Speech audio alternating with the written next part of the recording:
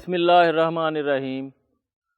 کسان دوستو، آج ہم بات کریں گے کمرشل ایگریکلچر کی۔ تو کمرشل ایگریکلچر کیا ہے؟ سب سے پہلے میں آپ کو یہ بتاؤں گا کہ جو چیز ہم منڈی کے لیے پیدا کر رہے ہیں، دوسروں کو بیچنے کے لیے پیدا کر رہے ہیں، جب اس طرح کی زراعت شروع کرتے ہیں ہم، تو اس کو کمرشل زراعت کہتے ہیں۔ یہ اس کی ایک پرانی تاریخ ہے۔ ہزاروں سال پہلے صرف اپنی خوراک کے لیے کسان یا سب لوگ پیدا کرتے تھے خوراک، پھر یہ کام تقسیم ہو گیا، کچھ لوگوں نے کوئی کام کرنا شروع کر دیا، کچھ لوگوں نے کوئی کام شروع کر دیا۔ تو جن لوگوں کے حصے میں یہ خوراک کی پیداوار آئی وہ کسان کہلائے، اور کسانوں کی یہ والی ایگریکلچر جو تھی اس کو کمرشل ایگریکلچر کہا گیا۔ کمرشل ایگریکلچر کے آنے کے بعد ہی دیہات بنے اور پھر بڑے بڑے شہر بنے، اور پھر شہروں کے اندر یہ منڈیاں بنیں۔ اب جب ہم دوسرے لوگوں کے لیے پیداوار کر رہے ہیں، دوسرے لوگوں کے لیے فصلیں اگا رہے ہیں، تو جہاں پر جا کے اس چیز نے بکنا ہے، ہماری اس فصل نے جا کے جہاں پر قیمت حاصل کرنی ہے، اس چیز کی اگر ہمیں سمجھ آ جائے کہ منڈی ہم سے کیا مانگ رہی ہے، وہ جو ہمارے گاہک ہیں ان کی ہم سے کیا توقعات ہیں، ان چیزوں کو سمجھ لینے کے بعد ہم بہتر طریقے سے اپنے گاہکوں کی توقعات کو پورا کر سکتے ہیں۔ اور جب کوئی فصل، جب کوئی پھل، جب کوئی سبزی، جب کوئی پھول، جب کوئی گوشت ان کی مرضی کے مطابق کا ان کے پاس پہنچے گا تو وہ اس کو خریدنے کے لیے تیار ہوں گے، وہ اس کی بہتر قیمت دینے کے لیے تیار ہوں گے۔ تو اس کمرشلائزیشن کی اگر تاریخ کو ہم دیکھیں تو سب سے پہلے یہ منڈیوں تک جب بات پہنچی تو لوکل مارکیٹنگ ہوتی تھی کہ ایک شہر کی سبزیاں یا ایک شہر کی جو اجناس ہوتی تھیں وہ اسی شہر میں کنزیوم ہوتی تھیں، پھر یہ وہاں سے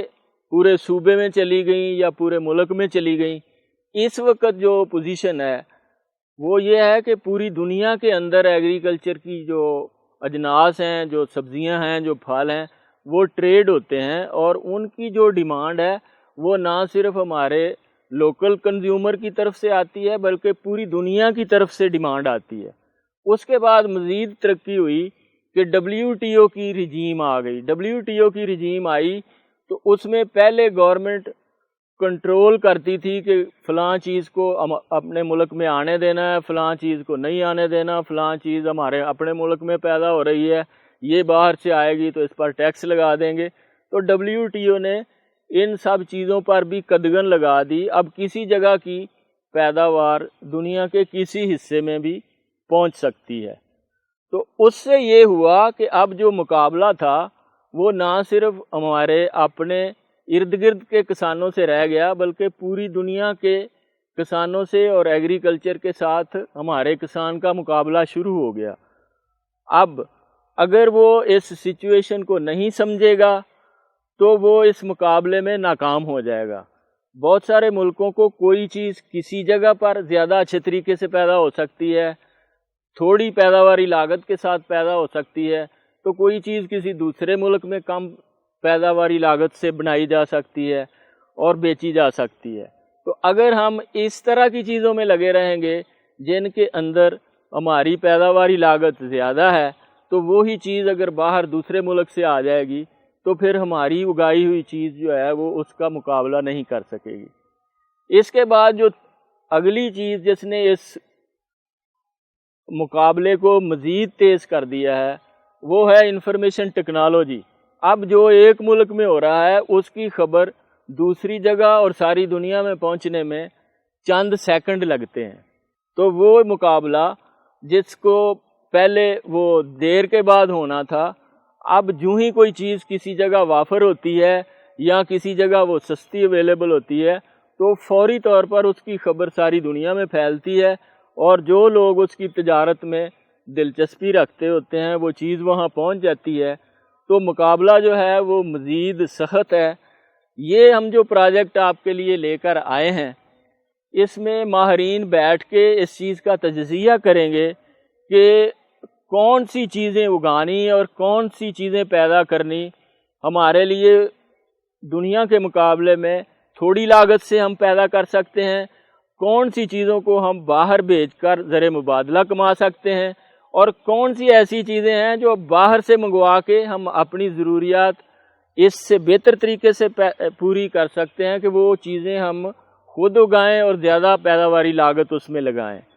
तो अब जो एग्रीकल्चर बन गई है वो एक तरह की नॉलेज बेस एग्रीकल्चर है। यहाँ इस प्रोजेक्ट के अंदर माहिरीन बैठेंगे, वो पूरी सिचुएशन का पूरी दुनिया के अंदर मुख्तलिफ फसलों का किस तरह से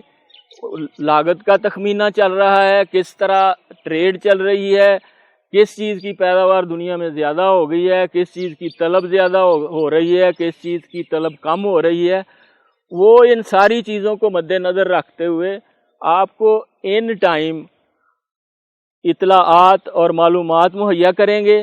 ताकि आप जिस वक्त फसल लगानी है उससे पहले हम आपको ये मालूमात मुहैया करेंगे कि कौन सी चीज़ लगाएं उसमें ज़्यादा फ़ायदा है, कौन सी चीज़ किस वक्त लगाएं और कितनी उगाएं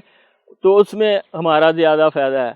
कौन सी चीज़ जो है वो किस तरह से उसको पैक किया जाए और उसको किस शक्ल में लाया जाए कि वो जिस वक्त मंडी में पहुँचे तो वो ज़्यादा पैसे बना सके।